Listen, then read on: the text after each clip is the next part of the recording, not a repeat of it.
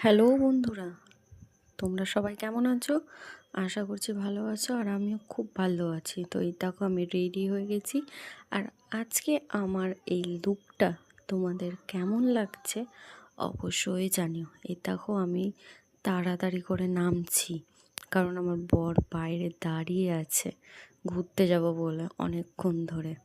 তো দেখো পুরো লুকটা, এই দেখো ভাল লাগছে।